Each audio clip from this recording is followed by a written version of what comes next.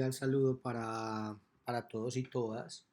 Hoy voy a hacer un pequeño repaso de lo que ya habíamos visto en el curso, con el objetivo de que algunos puedan resolver sus inquietudes y que otros puedan, eh, obviamente, solidificar los conocimientos ya adquiridos. Cuando empezamos a hablar en el curso, precisamente tratamos de dar la definición de derecho comercial, entendiendo por derecho comercial como ese conjunto de valores, principios y normas que se encargaban de regular las relaciones, uno, entre comerciante, o dicho de otra manera, empresario, o entre empresario y su cliente. A ese conjunto de normas o ese derecho comercial, no existe, digamos que no tuvo el mismo desenvolvimiento histórico que ha tenido el derecho civil. Eh, este derecho comercial, ahí dependiendo del autor al que leamos, vamos a encontrar que hay diferentes posiciones en cuanto al origen del derecho comercial como tal. Vamos nosotros a tomar como referente este punto en el cual digamos que luego de la caída del Imperio Romano, se generan una serie digamos que de escenarios en los cuales eh, muchas personas nobles empiezan a reclamar tronos y se llega a una época que se conoció como la época feudal. Digamos que en las periferias de los feudos o de los reinos empezamos a identificar en esos asentamientos por fuera de los feudos o de los reinos, encontramos que se empezaron a asentar diferentes tipos de personas que no pertenecían a ningún reino. Estas personas en principio eran personas que tenían una serie de necesidades y que precisamente con ocasión de esas necesidades empezaron para poder subsistir, encontraron una nueva forma de generar recursos y fue la de comerciar productos entre los diferentes reinos o entre los diferentes feudos. A estos asentamientos se les conoció como burgos y a quienes allí vivían se les denominó burgueses. Y fue precisamente este tipo de negociaciones las que empezaron a generar un crecimiento importante a nivel comercial. Empezaron a generarse ferias de comerciantes, en esas ferias se empezaron a gestar diferentes tipos de negocios jurídicos. Fue bien particular el desenvolvimiento de estas ferias. Con posterioridad, los mismos comerciantes vieron que toda esa rigurosidad que caracterizaba al derecho privado de entonces no iba a la misma par del desenvolvimiento o del desarrollo de los negocios comerciales. Esa situación derivó en que esta situación básicamente deriva en que ellos mismos, los comerciantes, empiezan a diseñar una serie de normas o de reglas de juego para los contratos entre ellos. Entonces algo así como fue un derecho, en principio el derecho comercial fue un derecho diseñado por los comerciantes, para los comerciantes, y entendieron que si querían que esas normas se aplicasen, ellos mismos debían resolver sus controversias. Y la manera que encontraron para resolver esas controversias fue la creación de unos colegios que se denominaron los colegios comerciales. Y allí empezaron a aplicar ese derecho comercial.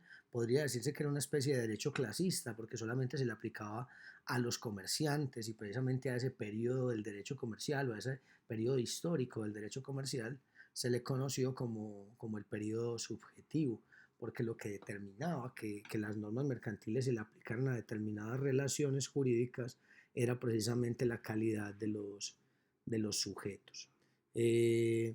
Mucho, digamos que avanzado el tiempo, nació otra corriente, se conoció como la corriente objetiva o el periodo objetivo, en el desarrollo histórico del derecho comercial y fue básicamente donde ya se cambia el paradigma y el derecho comercial deja de ser un derecho de comerciantes para comerciantes y aplicado por comerciantes para ser un derecho en el cual se le van a aplicar a todas las personas, pero solamente a aquellas personas que realicen determinado tipo de actos.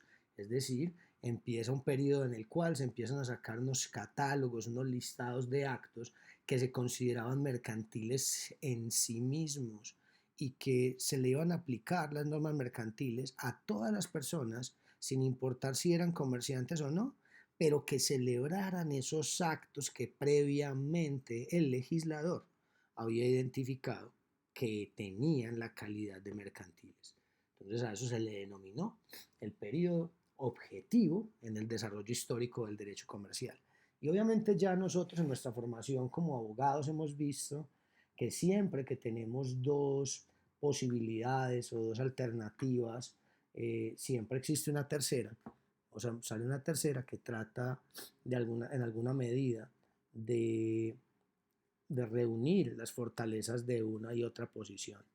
En este caso, al día de hoy, precisamente así se desenvuelve nuestro Código de Comercio, una postura mixta, donde básicamente lo que determina que a un caso en particular se le apliquen o no las normas mercantiles, van a ser, por un lado, una aplicación del criterio objetivo como la aplicación del criterio subjetivo. Ya miraremos eso cuando lleguemos al artículo 20 del Código de Comercio. El que quiera puede ir a leerlo y entenderá que quienes que el artículo 20 es precisamente una expresión de ese periodo objetivo, mientras que si vamos, por ejemplo, y leemos el artículo 10, vamos a ver precisamente, y el artículo, sí, ese artículo 10, vamos a ver precisamente que allí encontramos la aplicación del criterio subjetivo. ¿Sí? Luego de que terminamos de entender esa historia, entonces nos hacíamos la pregunta, bueno, entonces, ¿de dónde viene ese derecho mercantil? ¿Cómo nace? ¿Cómo se crea? ¿Cómo se desenvuelve? Y entonces surgía la pregunta, ¿cuáles son esas fuentes del derecho mercantil? ¿Qué va a tener en cuenta el juez al momento de aplicarle a un caso concreto las normas mercantiles o no? ¿O qué determina que a un caso en cuestión se le apliquen las normas mercantiles o las normas civiles? Para esa lógica, o en esa lógica, vamos a entender que las fuentes del derecho mercantil van a ser de dos clases. En un primer estadio vamos a hablar como las fuentes formales, es decir, aquellas a las cuales debe acudir el juez. Y en segunda instancia vamos a ver las fuentes materiales, que a falta de la aplicación o de una norma o de una fuente formal, podrá acudir a la fuente material para resolver el caso. Todo ello porque recuerden ese principio de la plenitud hermética del derecho, según el cual todos los casos en derecho tienen solución, aun cuando no exista una norma particular aplicable a ese caso en cuestión. ¿Sí? La primera fuente del derecho, y esto lo vamos a aplicar simplemente por teoría jurídica, cuando entendemos que en Colombia la constitución política es norma de normas y por ende la constitución política va a ser en principio el principal referente, no solamente del derecho comercial, sino de todos los derechos. Ahora, ustedes se preguntarán, Andrés, o me preguntarán, Andrés, pero ¿cómo así? Venga, si la Constitución generalmente no tiene normas en las cuales tengan consecuencia jurídica, ¿cómo eventualmente la Constitución podría aplicársela a casos concretos? La respuesta trata de darla una nueva corriente del derecho, conocida como el neoconstitucionalismo, el cual plantea que la Constitución precisamente es una Constitución vivida y que esa Constitución puede llevarse precisamente a casos concretos, como por ejemplo cuando hay cláusulas de exclusividad que impiden, por ejemplo, que una persona pueda ejercer su derecho constitucional al trabajo, por darles simplemente un ejemplo en el cual una cláusula podría afectar los derechos constitucionales de una persona.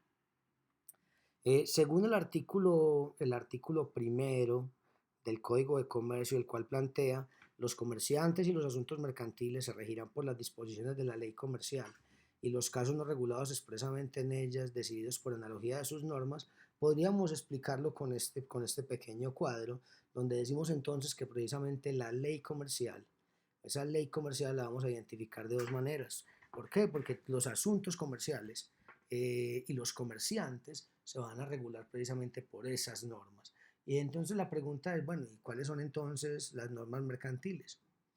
Vamos a tener tres criterios para identificar las normas mercantiles. Uno, el primero, súper fácil, incluso podría alguien decir que no es un criterio, pero sin embargo vamos a tratarlo, dejarlo en esta exposición como si fuese uno de ellos, y vamos a denominarlo el decreto 410 de 1971. Entendido ese decreto 410 de 1971, precisamente como la norma característica en materia comercial en Colombia, también se es conocido como el Código de Comercio. Entonces, obviamente, la primera norma comercial que vamos a encontrar en Colombia es el Código de Comercio. Pero también, obviamente, el Código de Comercio es una norma de 1971 y nuestro legislador no ha sido renuente a seguir legislando del 71 a hoy en materias mercantiles. Entonces, la pregunta es, ¿cómo identificamos entonces precisamente esas normas mercantiles? Dos criterios. Y aquí vuelve uno y recuerda precisamente ese periodo objetivo y el periodo subjetivo. Entonces, expresión del periodo subjetivo, cualquier norma que regule algún aspecto que tenga que ver con el comerciante o que regule los aspectos del comerciante son normas mercantiles o normas que regulen asuntos de comercio, ¿sí?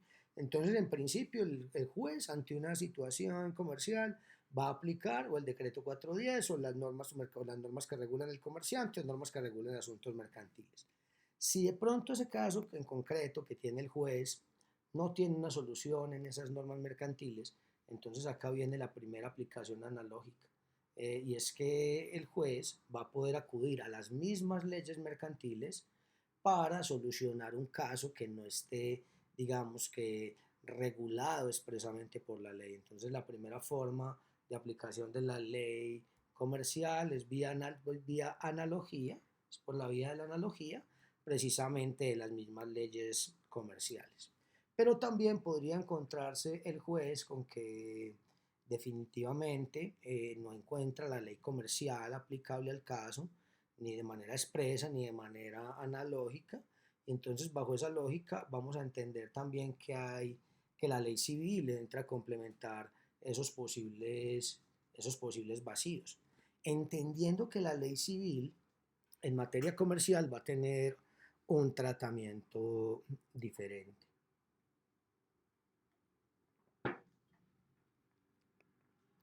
En materia comercial encontramos que la ley civil puede interactuar con las leyes comerciales de dos maneras. En primer lugar, puede interactuar con las leyes comerciales cuando la ley comercial llama a la ley civil de manera expresa. En este caso es un caso bien particular porque la ley civil se comporta como ley comercial, está al mismo rango y tiene el mismo peso que la ley comercial, porque lo que hizo el legislador comercial fue no regular estos aspectos, sino que simplemente tomar los prestados de la legislación civil. Y cuando lo hace de esa manera, entonces esa ley civil se comporta realmente como ley comercial. Y en este caso, generalmente vamos a encontrar dos casos particulares en este punto, que son en materia de capacidad, y ahí los invito a que lean el artículo 12 del Código de Comercio, y en materia de los principios generales que se le pueden aplicar a los contratos y a las obligaciones, artículo 822 del Código de Comercio.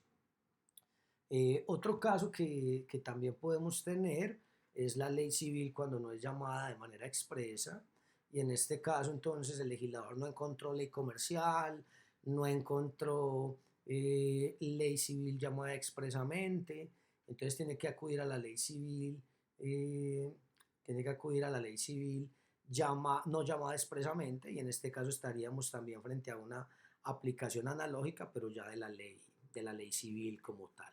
¿Sí? Adicionalmente, bueno, esta regulación de la ley civil la vamos a encontrar regulada en el artículo 2 del Código de Comercio, cuando dice, en las cuestiones comerciales que no pudieran regularse conforme a la regla anterior, es decir, la del artículo primero, se aplicarán las disposiciones de la ley civil, que es lo que les acabo de plantear. Luego vamos a irnos al artículo cuarto, donde básicamente, ¿qué nos plantea el artículo cuarto? Las estipulaciones contractuales. En las estipulaciones contractuales, el artículo cuarto nos dice: las estipulaciones de los contratos válidamente celebrados se preferirán a las normas legales supletivas y a las costumbres mercantiles. Entonces miren aquí que hay una particularidad que se presenta acá en este punto, y es que recordemos que hace un momento, como ley llamada expresamente, dijimos que todo el tema de digamos que todos los principios que regulaban la formación, los efectos y la manera como se extinguen las obligaciones y los contratos, se iban a tener en la legislación civil en la medida que la legislación mercantil no dijese otra cosa. Y en este caso tenemos que en la legislación civil hay un principio que dice, o hay una norma que plantea, que cuando un contrato es válidamente celebrado se convierte en ley para las partes, y acá las partes perfectamente van a poder pactar, nunca van a poder pactar en contra de ley imperativa o de ley dispositiva, solo lo podrán hacer en contra de ley supletiva, o van a poder pactar en contra de una costumbre mercantil, o van a poder pactar cuando haya vacíos normativos. Entonces las estipulaciones contractuales vamos a ubicarla en ese cuarto escalafón precisamente de ese ejercicio que viene aplicando el juez al momento de definir qué norma le aplica a un caso concreto. En el quinto peldaño vamos a tener la costumbre.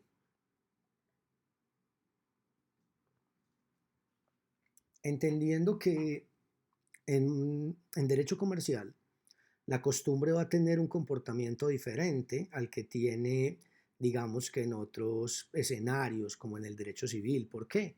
Porque acá la costumbre, en la medida que cumpla los requisitos del artículo tercero, va a tener la misma autoridad que la ley mercantil. Es decir, cuando esos hechos que se dan en un territorio determinado son uniformes, son reiterados, son públicos, se consideran obligatorios precisamente por esas personas que lo realizan y van gozando de una determinada antigüedad. En ese caso, entonces, la costumbre va a tener la misma autoridad que la ley mercantil. Pero entonces la pregunta es, bueno, ¿todos los tipos de costumbre van a tener ese mismo comportamiento? Y la respuesta es no. La costumbre, de acuerdo con su conformidad o no con la ley, se va a clasificar en tres tipos de costumbre. A la primera categoría la vamos a denominar costumbre según la ley. Esta va a ser una costumbre en la cual, esta es una costumbre en la cual la misma ley mercantil sirve o te llama a la costumbre mercantil. Entonces te dice, en este caso, vaya y revise la costumbre del lugar, por así decirlo. La costumbre praeter legem es una costumbre que me va a servir para interpretar los vacíos de la norma. No sé si recuerdan el caso que puse en clase con relación a los castellanos en el sector de la minería. En ese caso, si hay un contrato que las partes pactan en castellanos, y no se sabe, o el legislador no, o el operador jurídico no tiene forma de interpretar que es un castellano, en ese caso va a ir a la costumbre del lugar para determinar cómo interpretar ese contrato. Y en ese caso estaríamos frente al caso de una costumbre praeter legem. Y tenemos el caso de la costumbre contraria a la ley.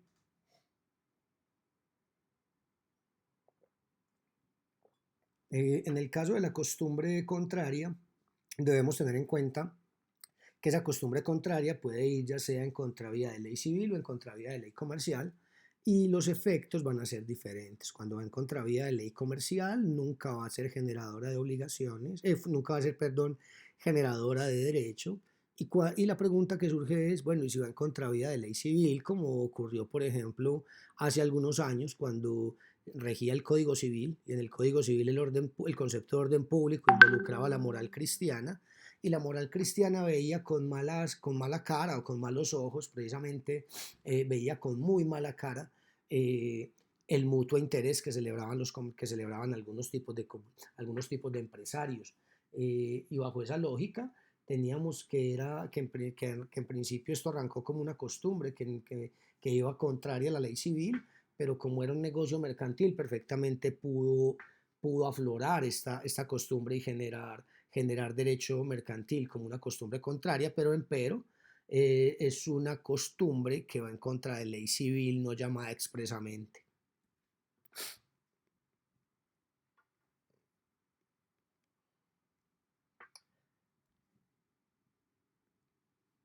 La costumbre, según su ámbito de aplicación, va a poder ser también costumbre local, nacional, extranjera, internacional, y en algún momento determinado el juez puede estar frente a la disyuntiva de cuál costumbre aplicar, si la local, la nacional, la extranjera.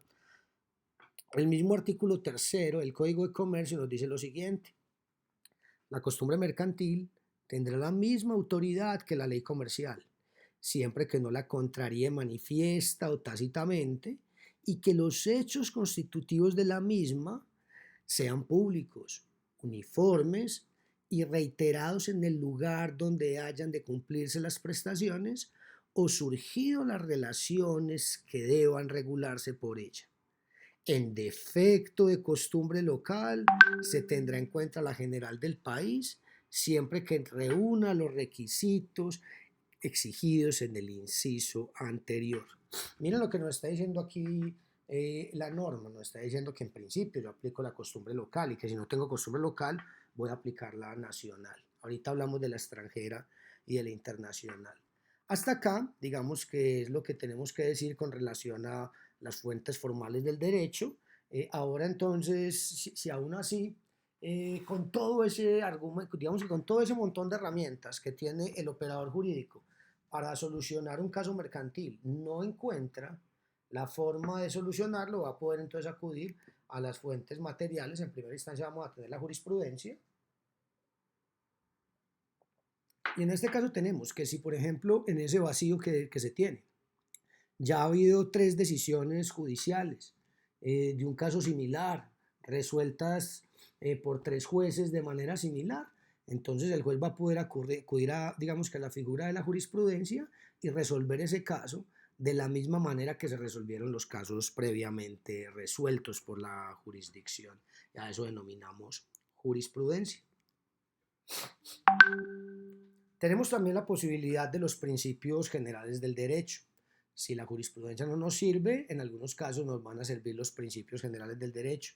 A mí me gusta, por ejemplo, utilizar el caso en el cual yo le voy a consignar dinero a alguno de ustedes, me equivoco en la cuenta y termino consignándole en la cuenta de otra persona. Si eso ocurre, entonces háganse la pregunta: ¿yo cómo le reclamo a esa persona el dinero sabiendo que ese tipo de situación no está regulada? En ese caso, yo me voy a los principios generales del derecho. Hay uno que se llama el enriquecimiento sin causa, para poder decirle a esa persona que se enriqueció sin causa y a costa de mi empobrecimiento o el empobrecimiento de mi patrimonio, me devuelva ese dinero. ¿Sí? Es un ejemplo de aplicación de los principios generales del derecho. Si no encontramos, digamos que con todas las herramientas, aún así seguimos sin encontrar una norma aplicable, entonces voy a poder acudir a la costumbre extranjera o a la costumbre internacional según sea el caso. Recuerden que la costumbre internacional también se le denomina lex mercatoria, como entendida la lex mercatoria como ese conjunto de usos, costumbres, principios acogidos como obligatorios por los comerciantes a nivel internacional en sus negocios. Voy a tener también tratados internacionales, pero con relación a los tratados internacionales debemos tener en cuenta algo bien particular, y es que hay tratados internacionales ratificados por Colombia, hay tratados internacionales no ratificados por Colombia. En los tratados internacionales ratificados por Colombia, esos van a tener, digamos que cada tratado dice cuál es, digamos que su funcionamiento con relación a la ley interna. Hay tratados que son de aplicación preferente, como por ejemplo la decisión andina 486 de 2000, que habla de todo lo relacionado con la propiedad industrial. Ese, por ejemplo, es de aplicación preferente al Código de Comercio. De hecho, derogó varias normas del Código de Comercio. Pero vamos a tener tratados internacionales que incluso tienen una aplicación por encima o tienen una aplicación similar a la ley. En esos casos, ese tratado tendría la misma el funcionamiento que la ley mercantil. Acá estamos frente a tratados internacionales no ratificados por Colombia que pueden servir al juez para resolver ese caso.